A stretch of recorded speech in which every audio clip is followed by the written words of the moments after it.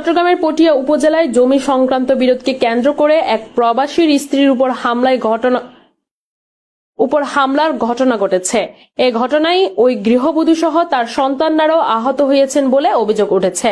ভুক্তভোগী প্রবাসীর স্ত্রী রাবিয়া বেগম পটিয়া থানায় দায়ের করা অভিযোগে মোহাম্মদ ফারুক, মোহাম্মদ সাদেক, রুমি আক্তার, দিরোয়া বেগম ও মোহাম্মদ রফিক আহমদ সহ অজ্ঞাত আরও কয়েকজনকে আসামি করেছেন। যে সাক্ষী নাকি মেরে ফেলবে, স্কুল থেকে মেরে ফেলবে, তুলে নিয়ে যাবে বিষয়ে আমি অনেক মামলা আমি করছি, অনেক বিচার চাইছি, কারো কাছে আমি বিচার পাচ্ছি না। যারা সাক্ষী দিতেছে ওদেরকে ধরে মায়ের দর গালি লাঠির ছোড়া নিয়ে লাস্তায় গালাগালি করতেছে। এই বিষয়ে আমি প্রশাসনের কাছে সুদৃষ্টি বিচার কামনা করি। অভিযোগ সূত্রে জানা যায়, গত 6 মার্চ সকালে অভিযুক্তরা লাঠিসোঁটা ও লোহার রড নিয়ে রাবিয়া বেগমের বসতঘরে প্রবেশ করে হামলা চালায়। এতে তিনি গুরুতর আহত হন এবং তার একটি হাত ভেঙে যায় বলে জানা গেছে। হামলার সময় তার সন্তানদেরও মারধর করা হয়। এছাড়া হামলার সময় একটি রেডমি মোবাইল ফোন ছিনিয়ে নেওয়ার অভিযোগ রয়েছে।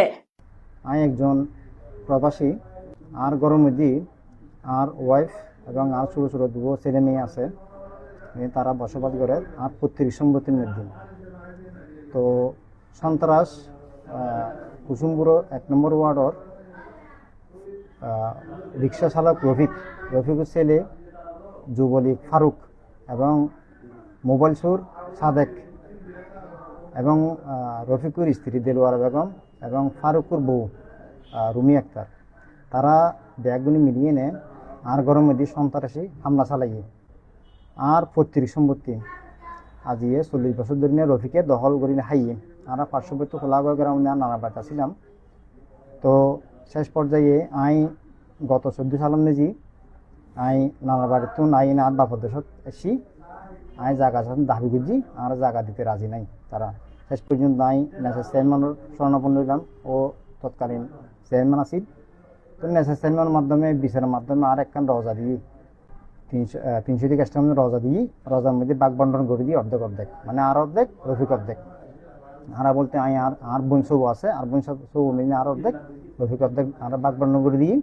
বাঘ বন্টন করে দেওয়ার পর আর যখন জায়গা দখল করে ফেলেছি, আর জায়গা দখল নদের এটা আওয়ামী লীগের নেতারা তা আমি পুরে ফেলি। ইতারা আর নেতার প্রভাব ফুজি মানে আওয়ামী লীগ যুবলীগুর ইতারা আইনে এখন আর শেষ পর্যন্ত কম হঠাৎ আর বাপর দিনে জায়গা ঠাই ফেললে আর যাইম হঠাৎ তোরা আর এইভাবে নির্যাতন করবে যে আর জায়গা আর বুঝে দাও।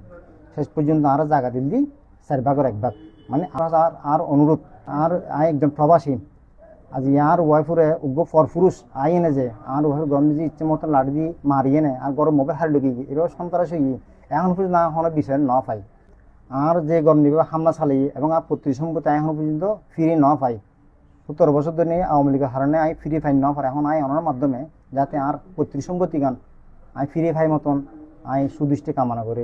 স্থানীয়দের সহায়তায় আহতদের উদ্ধার করে চট্টগ্রাম মেডিকেল কলেজ হাসপাতালে ভর্তি করা হয়েছে। এই বিষয়ে পুলিশ জানিয়েছে অভিযোগটি তদন্ত করে আইনানুগ ব্যবস্থা নেওয়া হবে। ভুক্তভোগীর প্রবাসীর স্ত্রী রাবেয়া বেগম বলেন, আমার স্বামী প্রবাসে থাকেন।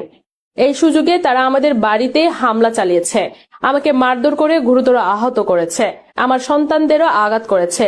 আমি এর সুষ্ঠু বিচার চাই।